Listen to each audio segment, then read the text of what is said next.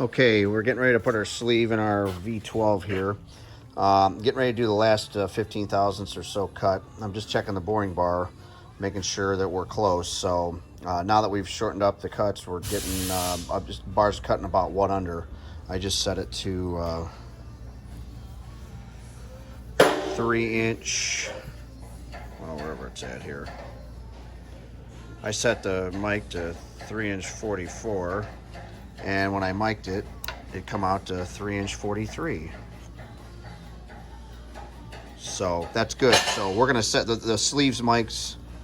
The sleeve mic'd 3-inch 65.5. So I'm gonna set my bore up to 3-inch 64, and that'll give us 1.5 press fit. So we'll see what happens.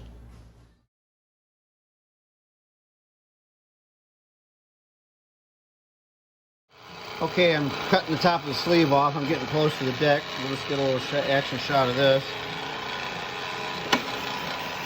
I pull this down by hand on this old bar.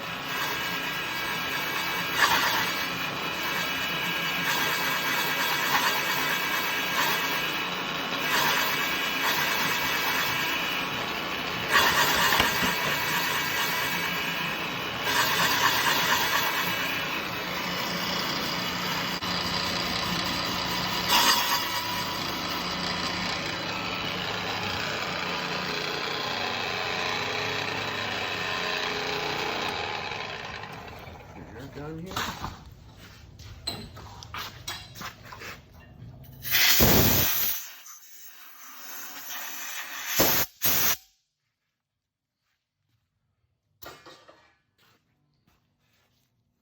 Just a little more. So I'll finish this up, and we'll get ready to bore the cylinder to 60 over. We'll take it back to the size of the rest of the pistons. Okay, we're going with our final pass. Bar when on these heavy cuts is cutting about 3 to 4 under.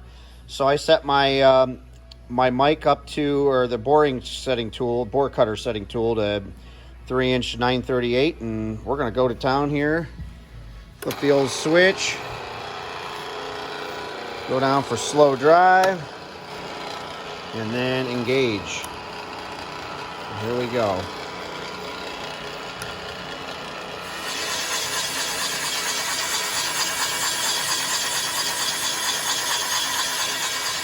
After the commercial break, we'll see what we did.